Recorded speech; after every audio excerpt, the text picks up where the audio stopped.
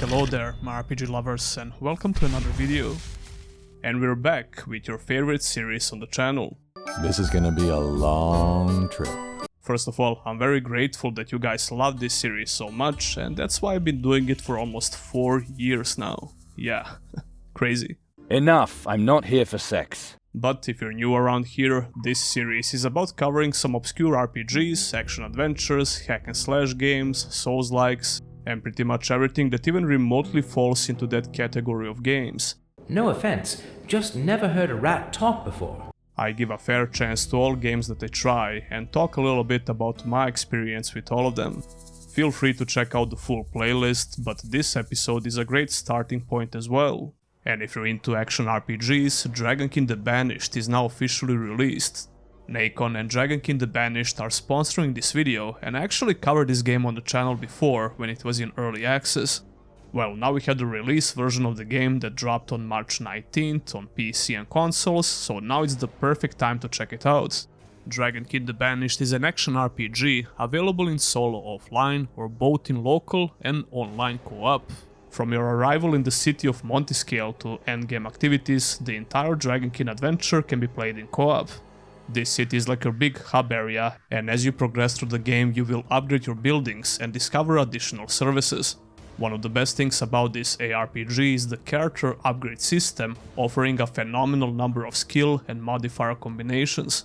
You will loot skills while killing monsters, which allow you to create a lot of unique builds, and the grid system is very fun to play around with. Huge thanks to Nacon for sponsoring this video, and you can check out Dragonkin the Banished by clicking the link in the video description. Number 5. Crusaders of Might and Magic.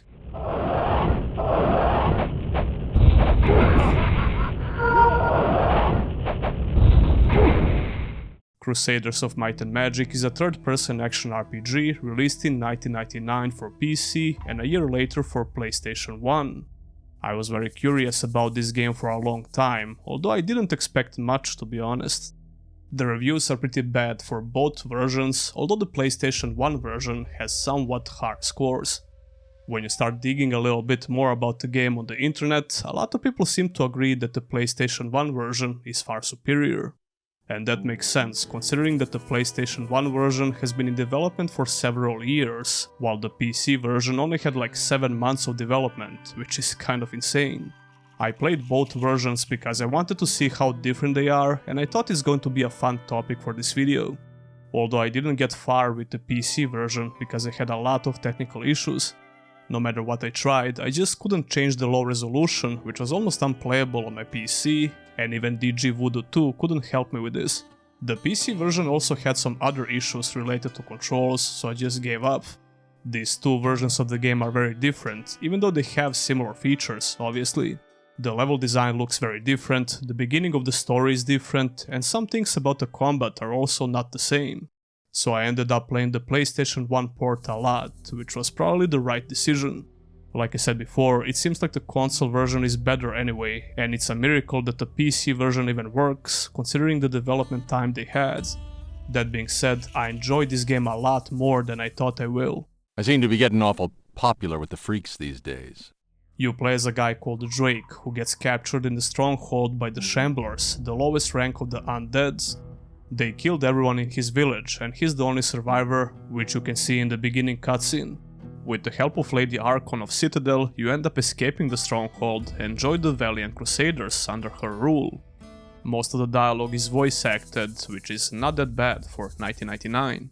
News of your escape from Stronghold has inspired my Crusaders to even greater efforts in the war below us. Hope they don't hold it against me. There is some dialogue which is not voice acted, but it's usually not that important. The story is like whatever in this game, but I think most of the dialogue is actually pretty interesting. You control Drake by using the arrow keys on the controller, which are tied to camera controls as well. You can't look up or down unless you hold the lock-on button. Speaking of which, the lock-on button has several functions in the game, which I found interesting. You have to use it for interacting with some NPCs like merchants. When you're buying stuff, you can read signposts on the map, which is actually very useful, and of course you can target lock NPCs. This could be a problem, boys. The game has a lot of vertical terrain and you'll have to use it to see where you can jump and land, because like I said, you can't look up or down without it. Not exactly very surprising, considering it's a PlayStation 1 game that's built for original PlayStation 1 controller with no analog sticks. The gameplay can feel very clunky sometimes, but it can also be pretty fun once you get used to it.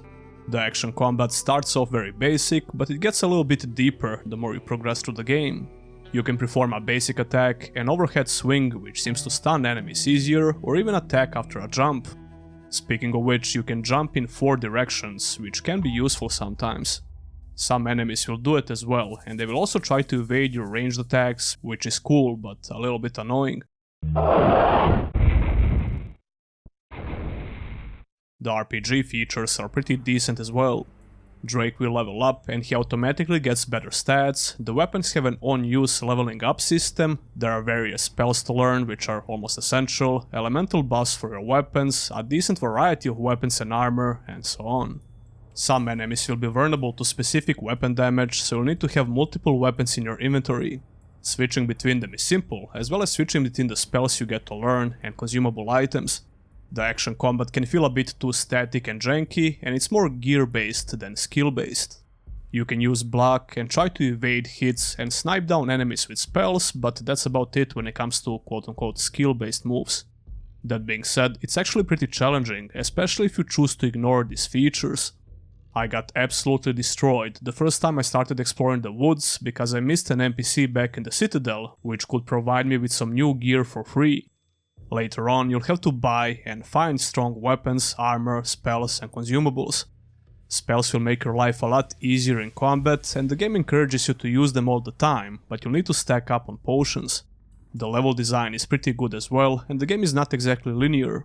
It's not an open world game either, but you usually have at least a couple of paths to take within these levels.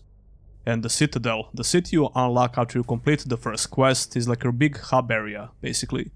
You'll be able to go back to this place almost whenever you want, restock on your consumables, buy new weapons, armor and spells. Another thing I found interesting about the Citadel is some areas that you can't visit right away, so you'll have to come back later to unlock them, which gives you something to look forward to, because it has a little bit of mystery behind it. You will get currency and gems while killing things in this game, which you'll use for buying most of these items at the vendor. So there is a nice little progression system, and the game can be pretty challenging, so it's kind of essential. I mean, sure, the part of that challenge comes from clunky controls, but they're not terrible for a PlayStation 1 game. Overall, I enjoyed this game quite a bit, and if you're not bothered by the blocky textures and the PlayStation 1 games in general, I would actually recommend trying it out. It's definitely way better than the reviews on the internet might suggest. We have to disrupt the Legion any way possible. So do not tally, warrior. I need answers now. Whatever you say, lady. Number 4. Aztaka.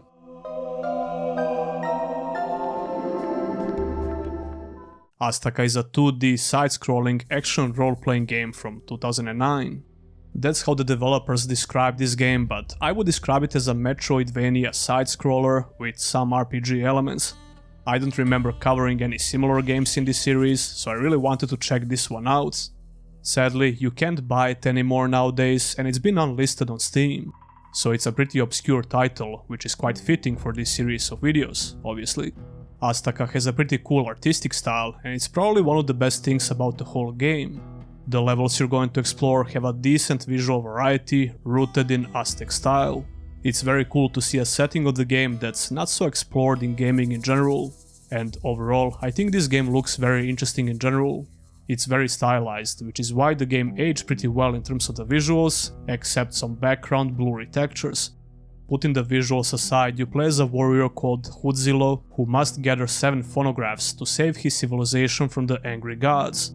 You always have a main quest that requires you to do something specific on the level that you're currently in, and you also have some side quests.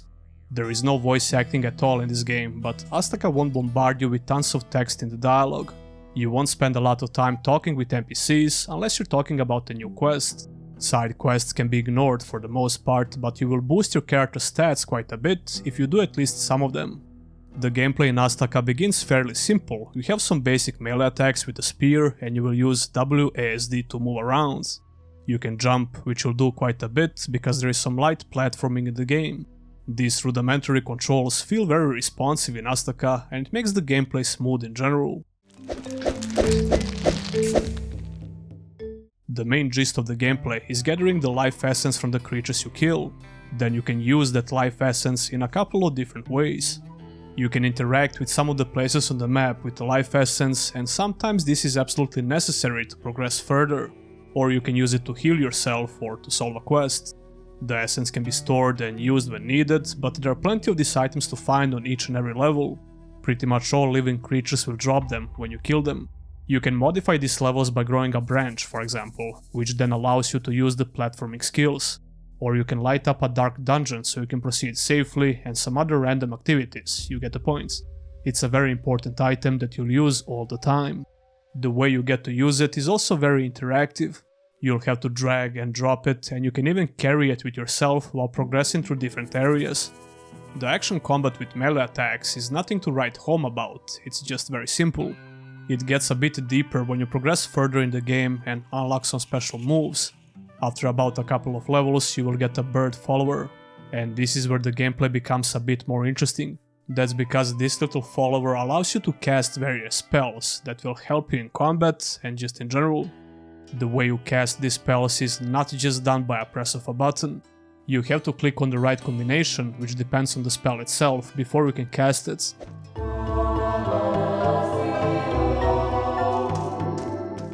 It's a decent little system that works fine. The time also slows down a little bit, so it's easier to cast the spells. However, Aztaka has some bugs and frustrating game design decisions, which makes the game worse than it should be. The bugs were somewhat manageable, but I had to jump here in order to not fall through the ground continuously. What pissed me off a little bit is the lack of manual saves. The autosave feature of this game can make you lose a lot of progress for no apparent reason. You can die in some very stupid ways, which will roll back the whole level sometimes. And replaying these levels is not exactly very exciting. When it comes to progression, the game has two different skill trees with some new abilities that you can learn and level up. There is a classic RPG leveling up system with experience gains and some stats for the main protagonist and the birds. A lot of these levels have at least a couple of different paths to take, which will lead you to some side quests and loot. So yeah, the game has some RPG elements, but it's nothing to write home about. Overall, I think the gameplay in Aztaka is solid and I enjoyed it for what it is. It's not an amazing Metroidvania or an action RPG, but it has something unique to offer with the setting, decent mechanics and varied levels. That's pretty much everything I have to say about this particular game. I enjoyed my time with it, but I'm not sure if I can recommend it, unless you think it looks pretty cool. And you probably won't be disappointed for trying it out, if it looks interesting to you.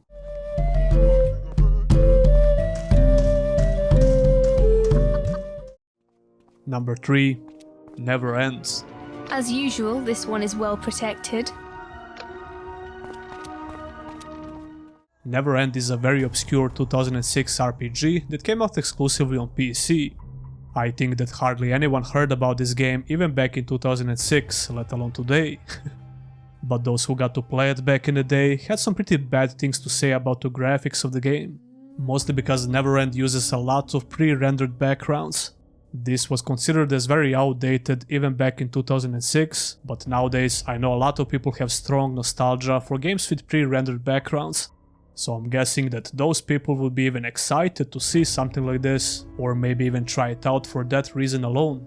But it's not just about the graphics, this stylistic choice heavily affects the gameplay as well.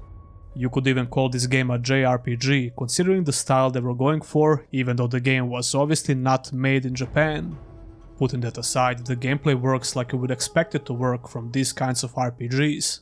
Well, kind of. You get to control a 3D character in a lot of 2D environments, and that's how you explore some of the important places on the map. On the other side, the map itself works like a traditional isometric RPG, meaning that you can move your character and explore the world map in 3D. I have something just for you. But what about the story? Well, the game begins with a very clumsy cutscene where nobody talks at all, which is really awkward. However, I noticed a lot of problems with the sound in general, like missing soundtracks and sound effects, so maybe this cutscene had voice acting but the game bugged out. But whatever, the cutscene sets up the story for the main character and it puts things into motion for the gameplay. You play as a female character called Ajivan? Well, if it isn't our Ajivan. Ajivan, goddamn. You play as a female character called Ajivan who is traveling with a bunch of bandits. She is actually a fallen fairy and she doesn't get along that well with normal people, so she tried to find at least some sense of community among the lowest thieves and criminals. One night, a couple of bandits from their camp decided to rob everyone and they also stole a special amulet that Ajivan has. Shortly after you start playing the game, she gets in a fight with the captain who blames her for the crime and she ends up killing him. Now she is all alone once again and the main quest is to find the bandits who stole her amulets. That's pretty much the whole premise of this story, but it gets better and deeper as you progress. The voice acting is very bad though, but this causes some unintentional funny situations. It has to be diluted properly, otherwise it would easily strike down a beast as big as an ox. Unfortunately, a lot of my footage of the game looked like this. Yeah, even though the game was working fine for me and it was running in high FPS, the recording software decided to record it in 15 FPS for some reason. I only noticed this hours after I started playing and then I changed the recording software to OBS instead of Nvidia Shadowplay. So I might use some other YouTube videos to showcase some of the functions of this particular game. Anyway, this game is a turn-based RPG, if you didn't notice already. I'm not so crazy about turn-based RPGs in general, but I played a lot more than you might think, I just don't cover them on the channel that much. The combat in this game is your typical turn-based strategy that starts off really slow, but it gets more deeper and interesting as you progress. Mostly because you will find other characters that can join your party, the progression system is decent, and you get to learn about the magic system as well. The magic system is actually very annoying, and it fails to make a lot of sense to me. In order to cast a spell, you need to collect different colored runes and combine them within a spell scroll. Sounds simple enough, and it is, but every time you cast a spell the runes disappear from your inventory, which means you have to find them again. If you mess up the combination of runes while casting a spell, they also disappear. Yeah, like I said, it's very annoying, but very useful in fights. You will have to collect these runes for your entire playthrough if you want to mess around with the magic system, which is like a minigame, but it's not so fun. The combat itself depends on your statistics and a little bit of strategy, as you would expect. What I really like about the exploration is how you can stumble upon some challenging enemies on the map. You can clearly see when you're going to start a challenging fight, and a lot of these fights are optional. What I don't like about the exploration is the random encounters system. As a matter of fact, I don't like random encounters in general, although I can see why they felt the need to add such systems back in the day. Yeah, back in the day, so if I see an RPG using this system nowadays, it might even make me wanna stop playing the game altogether. I can tolerate it in old RPGs though. Anyway, most random encounters become trivial after a while, but they are still annoying. This sucks because the exploration itself is kind of fun. When the game switches to pre-rendered environments, you can still do some decent exploration and interact with things and people around you. So that's a nice combination of two different exploration modes. So yeah, it's not an amazing game by any means, but it could be something interesting to try out if you ran out of ideas for old RPGs. I shall reward you as you deserve. Even though the story gets more interesting as you progress, I just started getting bored, to be honest. Not only because of the story, but the gameplay is also pretty basic and very slow. I would rather play some other turn-based RPGs if I'm in a mood for such games. Overall, I think it's an interesting title to feature in this video, but perhaps not so interesting to play nowadays. I have something just for you. Number 2. Shade, Wrath of Angels.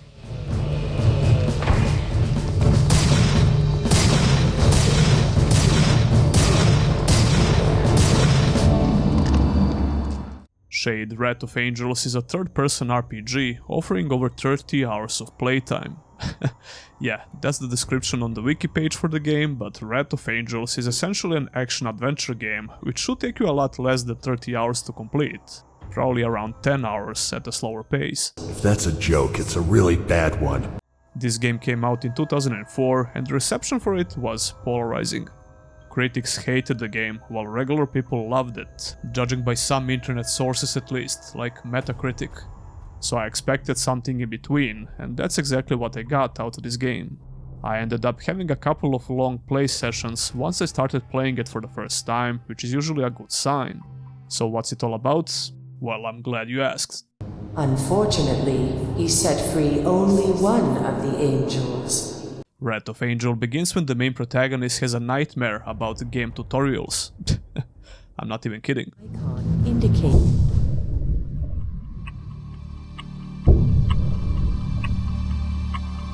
To jump over a hole, press jump while walking or running. Yeah, this was the beginning of the game, and I thought it was hilarious. The tutorial was very long, which kinda pissed me off. After you get the hang of the controls, which are very basic for today's standards, you get to play as a nameless protagonist, who is slowly losing his mind, apparently. Shortly after this, he gets a strange letter from his brother, who claims that he discovered an ancient archaeological site somewhere in Europe. Once he arrives, the protagonist finds this place completely deserted, and his brother is nowhere to be found. Long story short, he discovers a church and some underground crypts, he starts seeing visions of demons, and he's eventually introduced to the Angel of Fate. He makes a deal with this angel to find his brother, but first he must help her find 3 special orbs. That's the general gist of the story, and I think it was interesting enough. If that's a joke, it's a really bad one. The protagonist is also granted some special powers and items, like the sword and the ability to turn into a demon. Yeah, this entity that claims to be an angel gives you the power to turn into a demon. Something is fishy here. I seem to be getting awful popular with the freaks these days. Anyways, the gameplay in this game is a mixed bag, but it can also be pretty fun at times. The atmosphere of the game has some horror vibes, it has some jump scares, a creepy setting, and it's a very dark game in general. This works great for creating an impactful atmosphere in the game, and it's one of the reasons why I enjoyed playing it. The dark nature of the game also manages to successfully mask the outdated visuals of the game, in a way. But for an obscure 2004 action-adventure, I think Wrath of Angels looks pretty decent. Controlling your character is very snappy and responsive, which was a great sign for the gameplay. Although some of the controls are awkward, like having to use the scroll wheel to walk, run or sprint. You can only switch between these modes by moving the mouse wheel up or down, but you don't have to hold it. It's just a little bit awkward to get used to. So for example, when you have to make a big jump and grab a ledge, you will have to use the sprint mode. The animations for these actions look pretty stiff, but like I said, the controls feel snappy. This game has some platforming segments and some simple puzzles. The level design is actually pretty good. It's very linear for the most part, but in the best way possible. It's an old school level design where you usually have to find some keys to open doors, do some backtracking, and fight a lot of enemies along the way. You have a special sword that's always with you, and a gun. Yeah, you can shoot zombies and skeletons with a gun, or even a crossbow later in the game. Ranged combat feels fine and it makes sense. Using the gun is very straightforward, even though you don't have a crosshair. I don't think that's a problem at all, because it's very easy to shoot things in this game. The progression system and some other elements of this combat are just confusing for no reason. Every now and then this will pop out on the screen and I have no idea what it means. Is my damage with the sword higher or something? Nobody knows. The way the game calculates damage is also very weird. Sometimes you can kill some of the stronger enemies with just a few hits, or it will take up to 10 hits, and I have no idea how it actually works. You can use the weapons that enemies drop as well, and they seem to do more damage than your swords. But you can't use them all the time because your character will drop them when you climb or do similar actions, so you have to keep picking them up. Some mechanics in the combat system are somewhat skill-based. Blocking attacks is very important, and this mechanic works fine. Your attacks have a couple of different combos, but the way your character uses these basic attacks seems random. I can never predict what my guy is going to do when I press the attack button and which animation will play out. You can rely on the positioning in combat and move back when enemies are attacking and then counter-attack, which usually works fine. The stamina/mana system is a resource that your character uses for most of these actions. It regenerates very fast, so all it takes for you is to kite enemies for a couple of seconds and it will come back. The progression system is also a bit confusing and not really that impactful. Every now and then you'll stumble upon these special areas which allow you to pick up some upgrades for the human and the demon form. You will collect currency through various levels and get to spend it here. Then we have the demon form itself, which is mostly used for solving puzzles, like pushing something heavy out of the way. But it can also be used in combat, even though the demon form is way slower compared to the human form. There are some enemies which are easier to kill in this form and you'll get some good abilities as well. It constantly drains your mana as well, so the time you have in this form is limited. What I hate about this game is the checkpoint system, which can make you lose a lot of progress. More often than not, you'll have to restart the whole level or a big chunk of it if you die. This can be very frustrating, especially because dying doesn't feel fair sometimes. Overall, this is a very mediocre action adventure, but I did enjoy my time with it. Some magic for the demon. Great.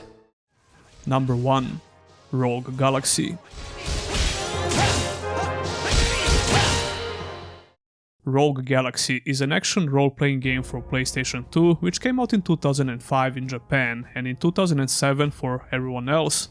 This RPG is probably not as obscure as some other games on the list, but is definitely a hidden little gem.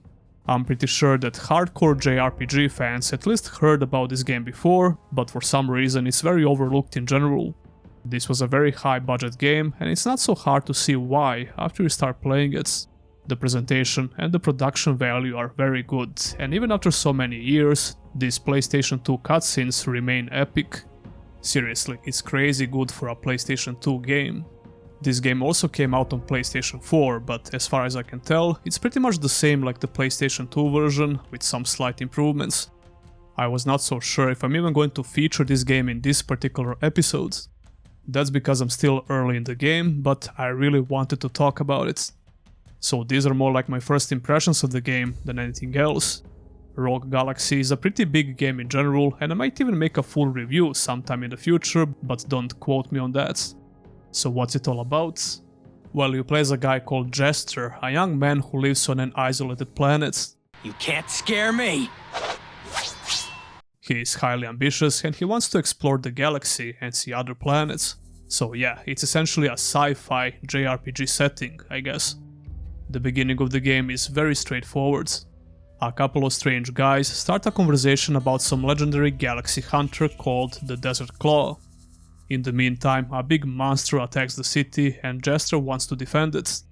Shortly after this, a mysterious guy joins and helps Jester, and he leaves him a powerful weapon before he disappears. And it turns out that this was the actual Desert Claw, the legendary bounty hunter. So now those two guys from the beginning mistake Jester for the legendary bounty hunter because of his weapon.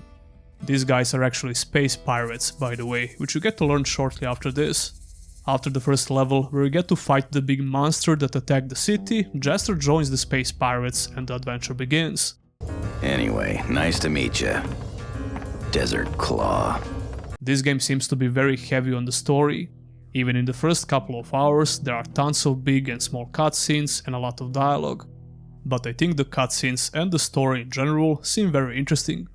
Like I said before, the production value for the game was very high, and you can tell by some of these cutscenes. I really enjoyed watching them so far, but I do believe that some of them just drag on for a very long time. And even though I like them, I started zoning out a little bit from time to time.